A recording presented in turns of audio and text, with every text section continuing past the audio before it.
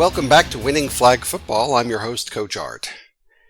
You know, what we're going to talk about today is building a rapport with your quarterback. I was thinking of this recently, and in my first 5 seasons, my teams won 4 championships, and I actually had 4 different quarterbacks.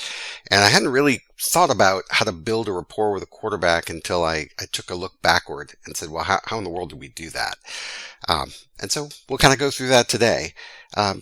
Think about this when you first start. What does it look like when the coach and the quarterback are in sync?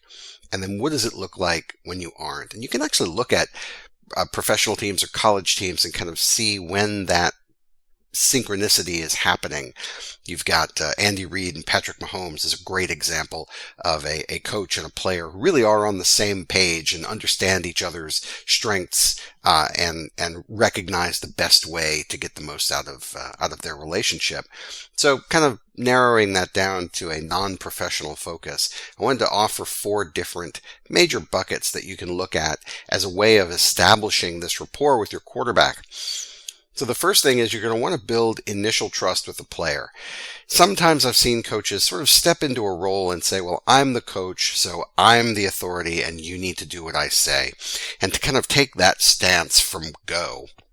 Even if you are a person with a lot of experience and a lot of capability, you still have to put in the work and the time to build trust with that player. If they don't trust you, and if they don't believe what you're saying, they're not going to play very hard for you, and they may actually start to undermine or contradict some of the things that you're trying to do.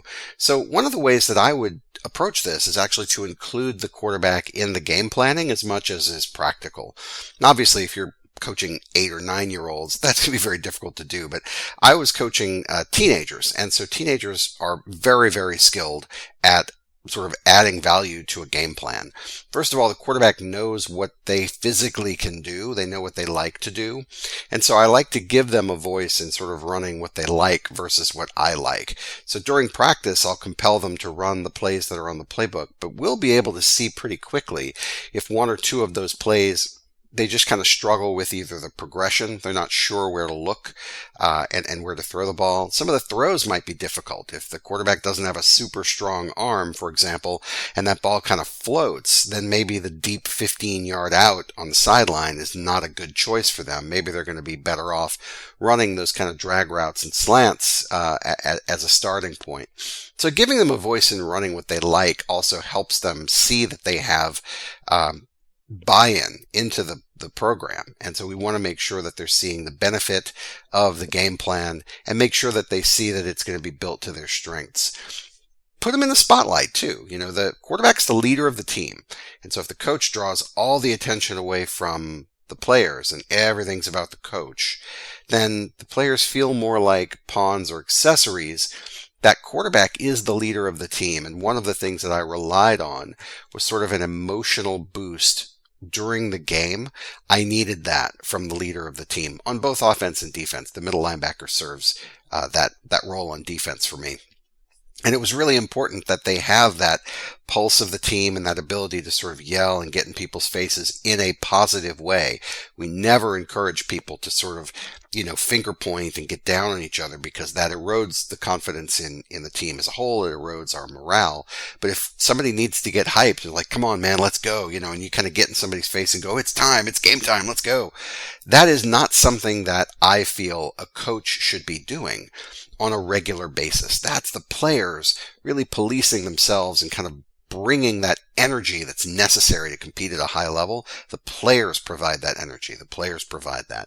The coach provides the discipline onto the game plan, the structure and the organization of the attack, and to sort of look from 30,000 feet and see if there are any adjustments that need to be made strategically. But tactically, playing the game and having that kind of emotion fuel the activity, that is on the player. So building that initial trust with your quarterback and putting them in the spotlight as the leader of the team only helps on game day when people are tired and they're low energy and they're looking for that boost. They're not going to look to the coach. They're going to look to that quarterback to really pump them up, make a big play, get the energy back up. So that goes to my second point, which is demanding that the quarterback model the right behavior back to the team. This is a leadership accountability issue, and you want someone who, practices hard and knows their job. Again, with little kids, it's hard to get this, but with teenagers, it is absolutely an expectation. And certainly with adults, all of this applies to adults. But if they practice hard and they know their job, where the system, the shared vision that we all have is more important than individual achievement, then you can be successful. The kind of toxicity that a narcissist can bring to the quarterback position is unfortunate, and really I would counsel you to try to get away from that. If you've got a hotshot superstar quarterback with a big arm and, an understanding of the game, but they're a jerk, selfish, argumentative, toxic people, they undermine the confidence of a team. They erode morale. And even though people may not say it, you'll kind of see it in the body language. I know I don't want to play for a guy like that. And so I've had a situation where I've actually had to pull a guy because he was clearly the best, physically clearly the best quarterback on the team, but he was a jerk. So I had to actually pull him and put in a guy that I knew was not nearly as good. And the rest of the team knew that as well. But when I did that, it was an interesting situation too, because he was a young man. He might have been about 15 or 16 at that point, but he was just very full of himself. He knew he was the best choice at quarterback, and he wasn't listening to me. So I decided to pull him. Not in a game, right? You don't want to do things that are going to undermine your capability to win. But I saw this early on and said, if we don't address this now, it's going to be a problem. We're going to lose games as a result. So I ended up telling him, you're no longer the quarterback because you won't listen to me, because you're working against me. This isn't working for me. You're out. And he basically said, who else are you going to put in? And I said, well, this kid over here, we'll call him David. So we put in David, and that kid was a receiver. He was a very good receiver, and he was a sort of a middling to poor quarterback, and he knew it, right? Like, we put him in practice and he was not very good. He wasn't terrible, but he was not very good, and he clearly was uncomfortable. And I let it ride the entire practice. We used to practice for an hour and a half, at least twice a week, sometimes three. But so, and half of our practice schedule that week was with the wrong quarterback. And at the end of the practice, the quarterback's best friend, the true quarterback's best friend, was the center. And he came up to me and said, Coach, we gotta get this guy back in the game.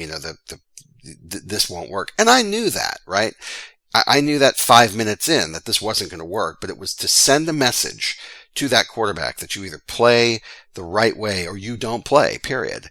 And the kid that was my quarterback, who was full of himself, kind of slinked over to me at the end of practice, and he apologized. He sort of understood that I was dead serious, that I'd rather just take it into a week with a bad quarterback than suffer his foolishness anymore. And he had an attitude change, and we got along a lot better as a result. So, if it's unfun, just make a change. I had to do the same thing with a receiver. Our very best receiver that year was also kind of a jackass, and I warned him because he had seen me do it to the quarterback. I'm like, you think I wouldn't do it for a receiver? I did it for the quarterback. A receiver is like whatever. And he kept pushing. And in our second year, I did end up pulling him, and he quit the team as a result. But again, the team was better off, even though we weren't as talented without him. The team felt better, and we had a more cohesive unit. So I much prefer having harmony and stability rather than having these sort of prima donnas that take over and erode team morale. So the next thing would be to design a game plan that suits the quarterback's skills. So we've talked about building trust with the player, then demanding they model the right behavior back to the team. Those are crucial. The next one is designing a game plan that suits their skills. So what can they do? You don't want to ask a quarterback to do things that they're not really good at. If you've got a guy who's a stand-up pocket passer, don't put a lot of rollout in there, especially if he can't move very well. And that's just to keep his comfort level high, and it's also to try to use his skills in the best possible way. If you are a stickler to a particular type of system, and you have a person who doesn't execute that system well, but you leave the system in place, it's your fault that they aren't performing well. That's on you as the coach. You've got to make sure that your game plan is providing the structure that puts that player in a position to succeed, period. That's it. So if they don't move well, don't ask them to do a bunch of sprint outs. If they aren't super accurate, don't ask them to put a ball on a dime 20 yards downfield. Figure out a way. If they have a weak arm, don't put a bunch of 40-yard passes in the playbook. You're going to have to little of that just to keep a defense honest, but you're going to have to focus on their strengths. And that can be one of the challenges, because if you have a quarterback who only has a few strengths and they're easy to diagnose, you're going to have a tough season.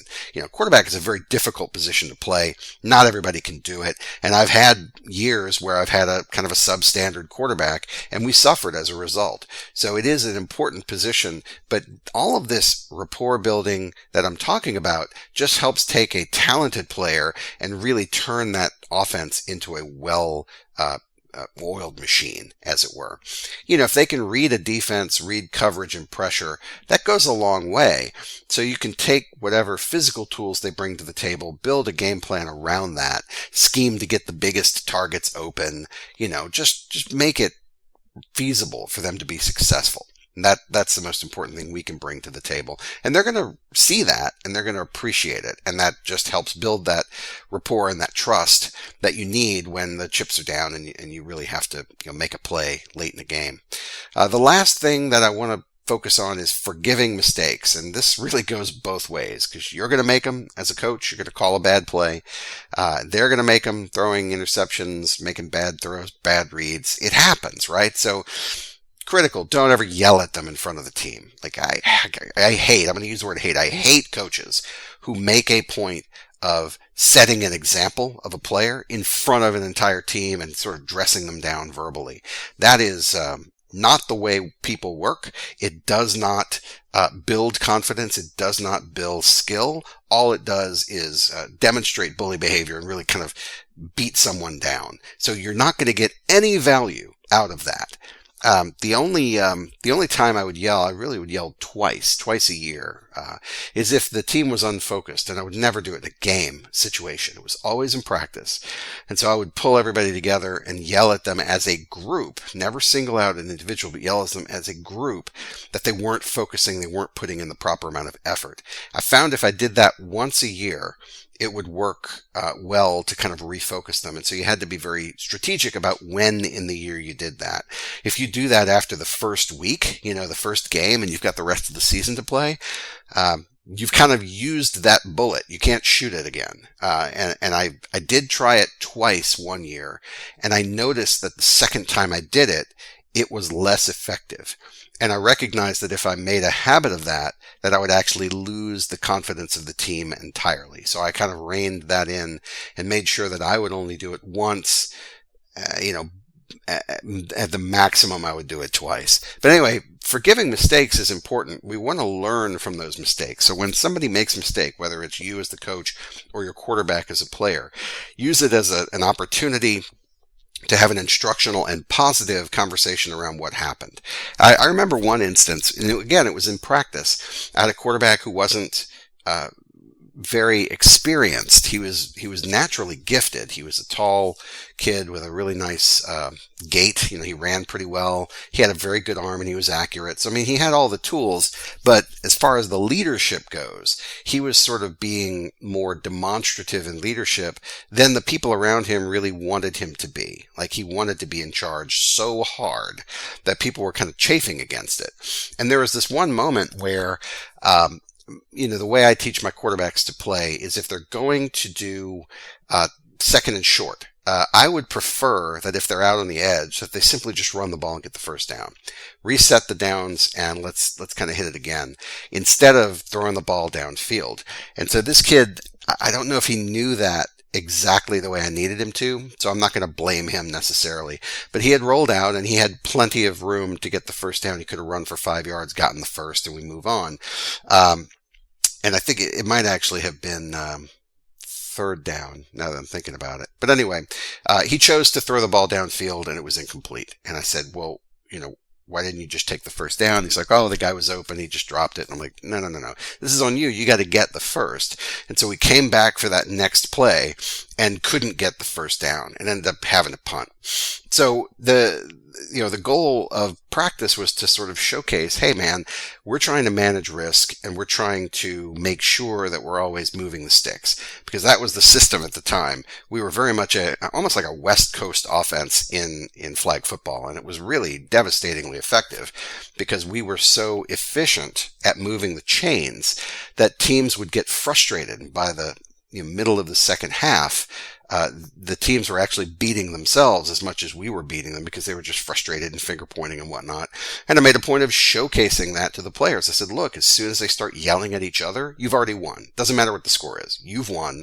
The rest of it is just, putting your boot on their throat and watching them lose it. But the integral part of that from the game plan is that the quarterback has to recognize it's more important to get first downs than it is to get big plays. More important. So that's my system. It may not be yours. If you've got exceptional talent and you like to put the ball downfield and can convert those, 40% of the time, knock yourself out. There is no one way to win in flag football. But the one way to sort of approach mistakes is to make sure that all of those interactions are goaled towards continuous improvement, right? We're not shooting for perfection.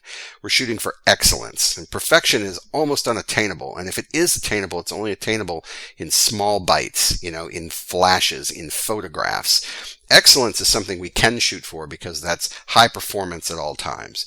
And if we make a mistake, we try to learn from it so that the next time out, we don't make that mistake. We'll make a different one, right?